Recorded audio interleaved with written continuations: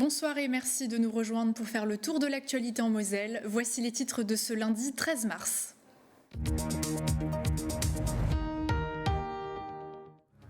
Direction Trois-Fontaines pour fêter les 50 ans du sacre de Miss France 73, une cérémonie qui s'est déroulée en présence des élus, des anciens de la commune, mais aussi d'une invitée surprise, tout récemment couronnée. Nous irons également au cœur du cortège des femmes qui a déambulé dans les rues de Metz ce vendredi soir. L'occasion pour elles de se réapproprier l'espace public et de dénoncer le harcèlement subi dans les rues. Et puis nous entendrons le grand rabbin de France au sujet de la transmission des valeurs dans un monde en perpétuelle évolution. Il était présent à Metz pour une conférence débat. Le temps sera quant à lui perturbé du matin au soir ce mardi avec des averses et du vent en prime. Les températures seront en nette baisse le matin entre 3 et 4 degrés, l'après-midi 10 degrés sur tout le département. Elle avait débuté fin novembre 2022. La campagne d'hiver des Restos du Cœur s'est terminée ce 10 mars. L'occasion pour nous de faire le point avec notre invité du jour, Alain Maurice, bonsoir. Bonsoir. Vous êtes le président des Restos du Cœur de Moselle-Ouest. On va revenir sur ces mois de mobilisation. Dans un instant, le temps de développer le reste de l'actualité.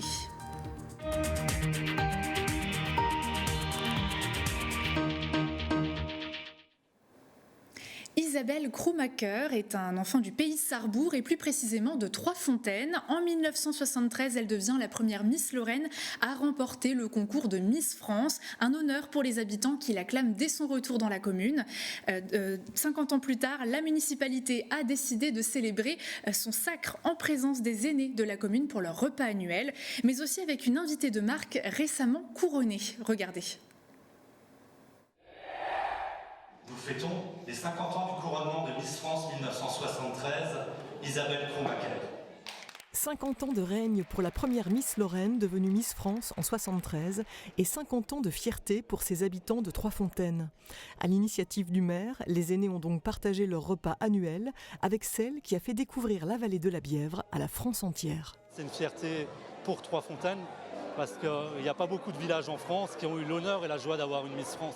Et de ce sacre inédit, certains s'en souviennent. Comme si c'était hier. Il y avait vraiment à boire et à manger. C'était magnifique la fois là. C'était très beau. Une journée pleine d'émotions, de me retrouver 50 ans en arrière, parce qu'on se remémore plein de souvenirs. Isabelle Krummacher n'est pas au bout de ses surprises. Loin de la foule, une invitée de marque se prépare à la rejoindre.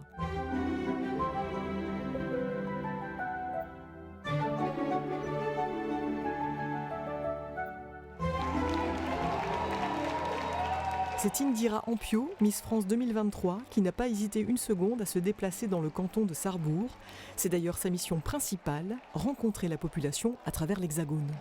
Je trouve que c'est beaucoup de partage, déjà avec les gens. Quand on fait des séances de dédicaces, on voit surtout qu'il y a une différence de génération. C'est surtout aussi beaucoup de découvertes, parce que je découvre les régions de jour en jour. Et bien que la beauté se modifie au fil du temps, la flamme de ce symbole intemporel perdurera indéfiniment. Pour la jeune Miss, c'est l'occasion d'échanger avec une femme inspirante et pleine d'expérience. D'ailleurs, Isabelle a de bons conseils. Qu'elle garde son authenticité, la fierté de ses origines et qu'elle porte haut le flambeau de la France à travers le monde. Deux reines de beauté de deux époques différentes sous le regard enjoué des convives qui ne s'attendaient certainement pas à un repas en aussi bonne compagnie. À l'occasion du 8 mars, journée internationale de lutte pour les droits des femmes, Couleur Gay, Les Effrontés en Moselle et Nous Toutes Grand Est ont organisé vendredi soir la 3e édition de la marche de nuit réservée aux femmes. Elles étaient plus d'une centaine à défiler dans les rues messines pour se réapproprier l'espace public. Retour en images avec Emma Facchetti.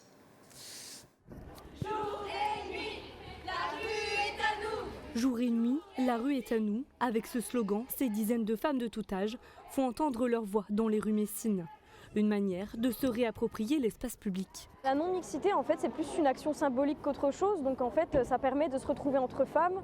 On se sent écoutée et on se sent comprise aussi et beaucoup plus à l'aise pour aborder certains sujets. Là, d'être un petit troupeau, de reprendre un peu la place, de s'étaler dans la rue, ça nous permet un peu de reprendre le pouvoir. Ça montre qu'on est là, qu'on est nombreuses, qu'on n'est pas seul, qu'on se soutient entre nous, qu'on est solidaires et qu'on fera face tous ensemble, quoi qu'il arrive. C'est rassurant, il y a une meilleure énergie, on se sent bien en fait, il y a moins de peur.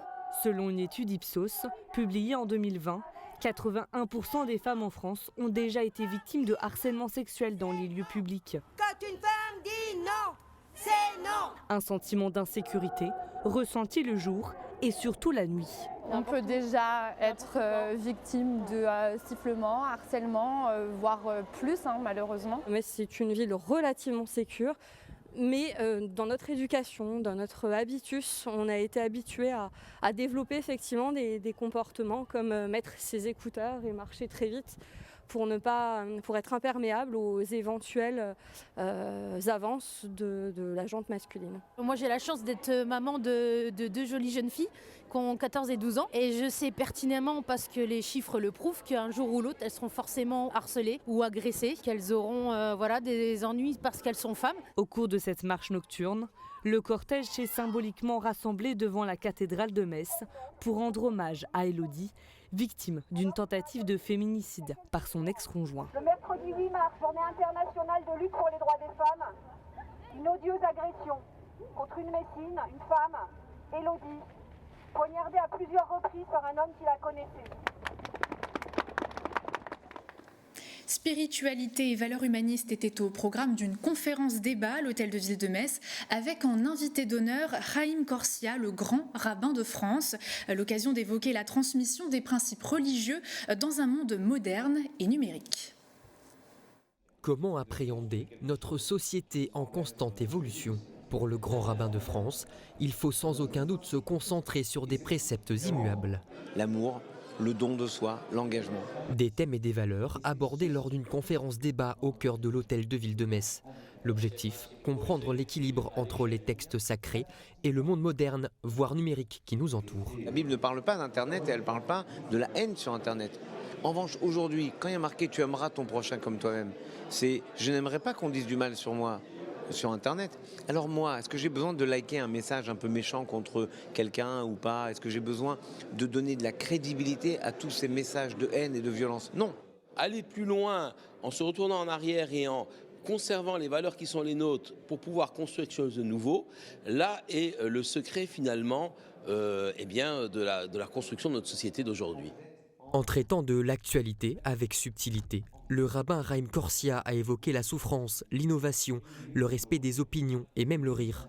Le tout en soulignant la nécessité de partager. Transmettre, c'est important et c'était le combat de toute ma vie. J'ai travaillé dans l'industrie toute ma vie et j'ai mené surtout des programmes de formation pour l'intégration des jeunes, le transfert des savoirs, l'intégration des chômeurs et l'intégration des personnes en grande difficulté. Transmettre dans un monde qui change, c'est aussi renforcer la fraternité entre les cultes. Comment rester fidèle à nos valeurs et à nos textes, comment aussi transmettre ces valeurs et partager ces valeurs avec l'ensemble de la société nationale. Un moment certes spirituel, mais touchant aussi les non-pratiquants, puisque le grand rabbin a rappelé l'importance des principes humanistes et d'une France tournée vers l'autre.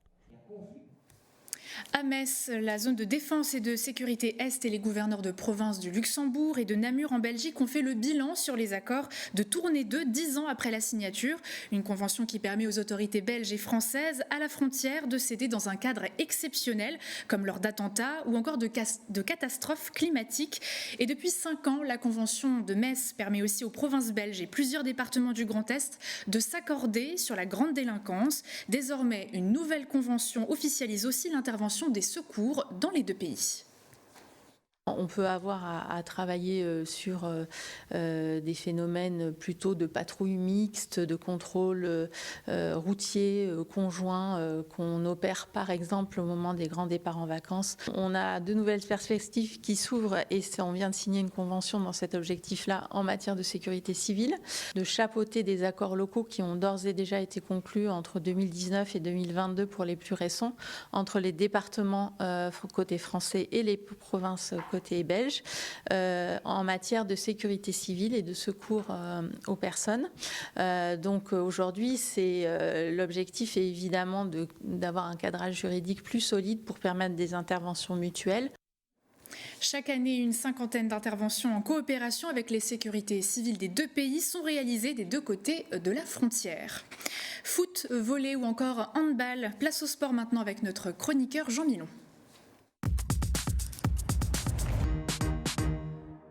Jean, en football en Régional 1, il y a eu des buts sur les pelouses mosellanes. Et oui, Uranie, on va regarder tout de suite les résultats de cette 12e journée. Seuls Sarrebourg et Boulay n'ont pas su se départager avec un score final de 0-0. Sinon, Forbach, Thionville, Lusitanos, Villerutil, Vendeuvre et le bassin piénois se sont tous imposés à domicile. Enfin, l'APM Metz est la seule équipe à prendre des points à l'extérieur avec une victoire 4-1. Au classement, pas de grandes évolutions. Vous allez le voir, Thionville-Lusitanos tient toujours la première place grâce à ses 34 points. Forbach n'est pas loin derrière avec 27 points. Enfin, l'APM Metz complète le podium. Les deux dernières positions sont occupées, elles, par Sarrebourg, 13e et Vendeuvre, 14e. Bien sûr, l'événement sportif qu'il ne fallait pas manquer ce week-end, c'était le choc avec nos volleyeuses du TFOC et Mulhouse, dauphins de la Ligue AF. Alors vous connaissez le dicton Uranie, entre guillemets, un derby ça ne se joue pas, ça se gagne. Au match aller, le TFOC s'était incliné, la tête haute, 3-2. Malheureusement pour les Mosellanes, il n'y a pas eu de revanche ce samedi soir. Malgré les 24 points de Taylor Fricano, c'est une défaite 3-7-1. Elles ont été vaillantes avec notamment une superbe deuxième manche et des points magnifiques. Mais en face, les Alsaciennes étaient tout simplement trop fortes, un véritable rouleau compresseur. On écoute la réaction à chaud de Romain Pitou, l'entraîneur du TFOC, après la rencontre. Bon, ce soir, il faut reconnaître que Mulhouse a tout simplement été un peu plus fort. Oui, c'est l'effectif le plus cher de France. Ils ont pu faire tourner, on a réussi à faire sortir deux joueuses au premier set et les deux qui rentrent, ça leur fait du bien. Donc c'est là où on voit la différence de budget. Ce soir, vous n'avez pas trouvé non plus la solution au niveau des centrales, puisqu'il y avait Aminata Dia, il y avait Mariam Sidibé, mais finalement, elles n'ont pas eu beaucoup de ballons. Oui, parce que Mulhouse a très très bien servi, a mis notre réception en difficulté et ça nous a fait mal. On a un calendrier qui peut nous être favorable. Là, ça reste l'équipe qui est deuxième au classement, qui vaut très très cher et c'est déjà bien d'avoir pris un set. Le premier set, c'est dommage qu'on ait coincé à la fin. Et après cette défaite, le TFOC descend au classement à la 6e place.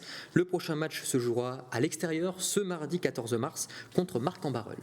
Eux aussi sont tombés face à un des cadres de leur championnat. Les basketteurs messins n'ont rien pu faire face à Lons-le-Saunier. Et c'était un match importantissime pour les canonniers sur une série de 5 victoires et un magnifique succès la semaine dernière dans le derby face à Jeuf. Cette fois, les Messins ont rendu les armes face au premier de la poule, le capitaine Kevin Cali et ses coéquipiers n'ont rien pu faire. Rapidement, les Jurassiens ont pris les devants pour ne jamais lâcher les rênes et c'est surtout défensivement que les Messins n'ont pas trouvé de solution. Score final 103-81.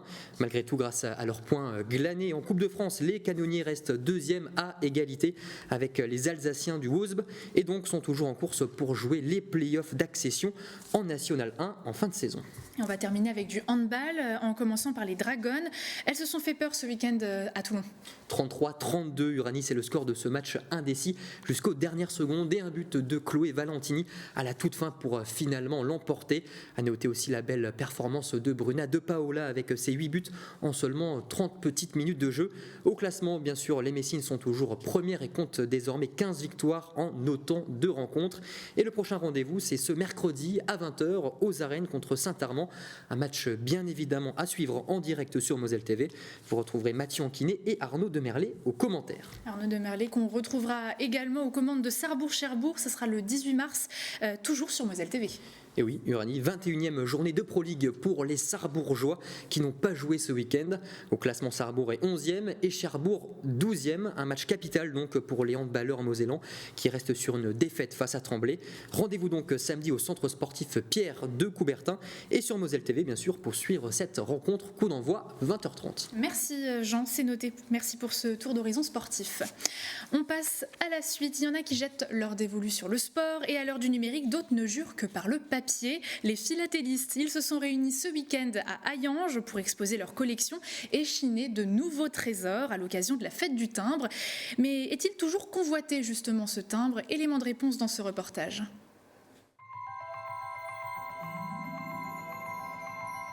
Visage de la société, le timbre représente un témoin de l'histoire. Depuis son apparition en France en 1849, ce bout de papier est très convoité par les collectionneurs. Celui-là, il est en forme d'ours. On en trouve rarement quand même. C'est regarder un peu partout, aller dans les manifestations aussi, les bourses multicollections, où on retrouve pas mal de choses. Ce loisir de collection rythme le quotidien de cette dénicheuse de papier timbré depuis plus de 40 ans. Elle est vraiment étoffée, elle est vraiment une belle collection. La philatélie, c'est avant tout une histoire de transmission. La passion des timbres est venue grâce à mon papa, qui collectionnait depuis l'âge de 9 ans les timbres. Il est décédé donc l'année dernière et il a toujours collectionné les timbres. J'ai toujours été avec lui dans toutes les expositions qu'il a pu faire. Il a exposé aussi beaucoup de choses. Après, il avait des prédilections, il aimait certaines choses. Donc du coup, j'ai repris le flambeau. Si chez les passionnés, le goût du timbre ne perd pas de son intensité, en revanche, le nombre de philatélistes diminue tous les ans. C'est un changement de regard chez les jeunes, de mentalité chez les jeunes. Je ne veux pas dire qu'elle est en déclin, mais disons que le vrai philatéliste, au vu des émissions de timbres qui sont faites actuellement, il est un peu noyé. Ça devient une collection d'images, quoi. Chaque année, la Poste édite près de 250 timbres différents par an. Les Mosellans ont-ils été généreux lors de la grande collecte nationale des Restos du Cœur? Réponse avec notre invité du jour.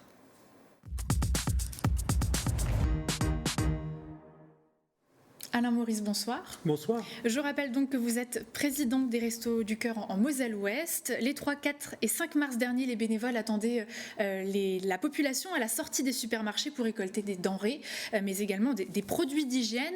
Alors, à l'heure actuelle, est-ce que vous connaissez le tonnage précis en Moselle de cette récolte ? Alors, je connais le tonnage précis et c'est une très bonne surprise pour nous. La Moselle a été, je dirais comme d'habitude, très généreuse. Nous avons récolté en Moselle-Ouest 95 tonnes de denrées et d'hygiène, de produits d'hygiène, ce qui représente 18% de plus que l'année passée. Donc c'est un résultat excellent pour nous. Et par rapport au Grand Est, est-ce que vous avez des tendances ? Alors je pense que la tendance côté Moselle-Est est également la même et la tendance nationale est positive. Donc voilà, c'est vraiment une très très bonne nouvelle pour les restos. Et ces récoltes sont-elles suffisantes ? Puisqu'on sait qu'à l'échelle nationale, il y a 22% de bénéficiaires en plus cette année. Alors voilà, c'est la question. On fait plus 18 de recettes supplémentaires en collecte et puis on a une population qui vient dans nos centres de plus en plus nombreuse. Donc il faudra que ça suffise. Voilà, c'est comme ça qu'on voit le problème. À nous d'aller chercher dans nos ramasses, dans nos autres collectes, dans l'agroalimentaire, aller chercher les marchandises qui nous manquent. Est-ce qu'en Moselle, on ressent vraiment une accélération, si je puis dire, de la précarité ?